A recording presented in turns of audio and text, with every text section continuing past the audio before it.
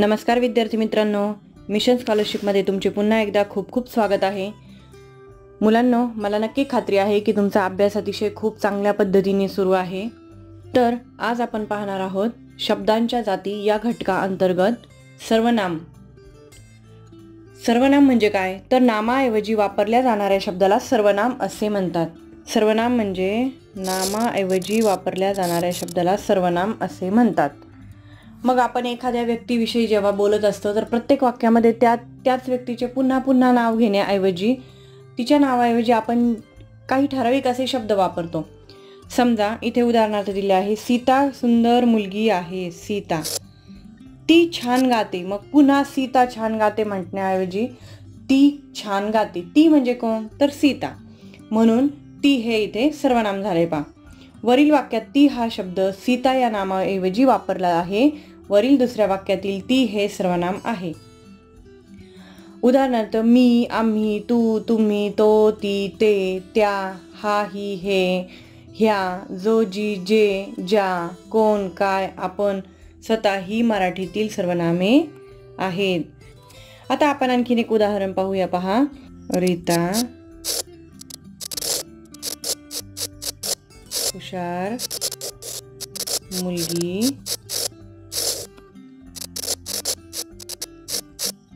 आहे। ती रोज शाळेत जाते।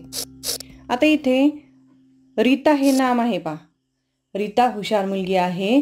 ती रोज शाळेत जाते। ती म्हणजे कोण? तर रीता। रीताऐवजी ती हा शब्द आपण वापरलाय म्हणून ती हे सर्वनाम झाले। तर विद्यार्थी मित्रांनो, सर्वनाम ही संकल्पना माझ्या मते तुमच्या लक्षात आलेली आहे। आता आपण पुढचे नमुना प्रश्न पाहूया। प्रश्न 1, पुढील वाक्यातील सर्वनाम ओळखून त्याच्या पर्याय क्रमांकाचे वर्तुळ रंगवा।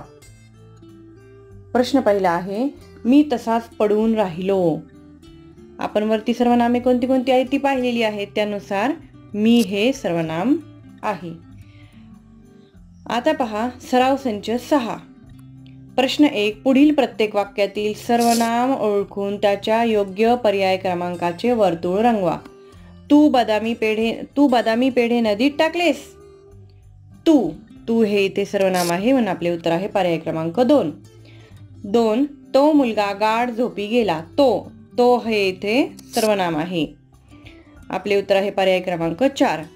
आता मी इथे फक्त खूण करून दाखवलेली आहे। तुम्ही पर्यायाचा योग्य क्रमांकाचा जो गोल आहे तो व्यवस्थित रंगवायचा आहे। 3 नंबरचं वाक्य आहे, मी रोज शाळेत जातो। मी हे सर्वनाम आहे। 4, गेला रविवार आम्ही अगदी मजेत घालवला। आम्ही हे सर्वनाम आहे। तुम्ही सर्वजण खाली बसा। तुम्ही हे सर्वनाम आहे। तर पहा मुलांनो, आपण इथे वरती सर्वनामे कोणती आहेत ते पाहिली होती, त्यावरून आपल्याला आता पटपट त्याची उत्तरे आलेली आहेत। पहा, प्रश्न दुसरा, पुढील प्रत्येक वाक्यातील रिकाम्या जागी योग्य सर्वनाम निवडा व त्याच्या पर्याय क्रमांकाचे वर्तुळ रंगवा।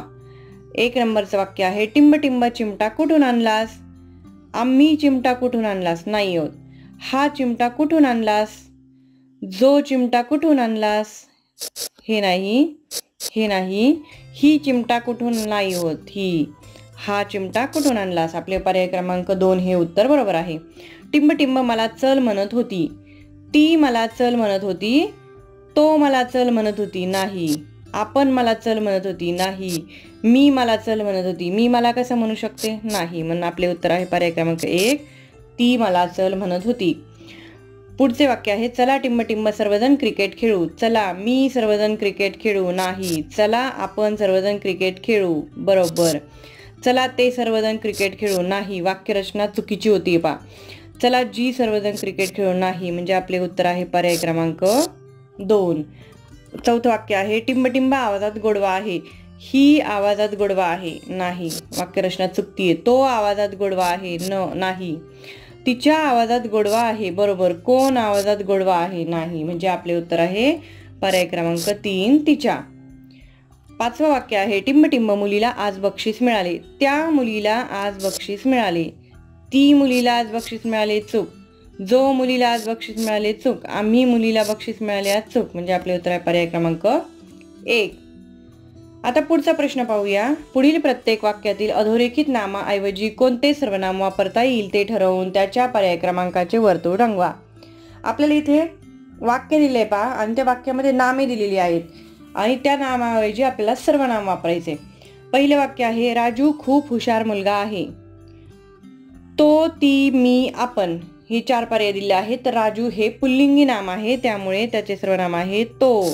तो खूप हुशार मुलगा आहे. लीला विचार करू लागली, ती स्त्रीलिंगी आहे. ती विचार करू लागली, ती. रीनाला आईने शाळेतून घरी आणले. मी नाही होऊ शकत. रीनाला मी शाळेतून घरी आणले नाही. रीनाला त्याने शाळेतून घरी आणले नाही. रीनाला तिने शाळेतून घरी आणले. आपला उत्तर आहे पर्याय क्रमांक 3. चौथं वाक्य आहे, बाबा बसने गावाला गेले. आम्ही बसने गावाला गेले नाही. ते बसने गावाला गेले. बरोबर, ते आदरार्थी वापरलेले पहा. ते बसने गावाला गेले. तू बसने गावाला गेले नाही. जे बसने गावाला गेले नाही. म्हणजे आपलं सर्वनाम आहे पर्याय क्रमांक 2 ते. 5वं वाक्य आहे, आजोबांनी रामला घरी राहायला सांगितले.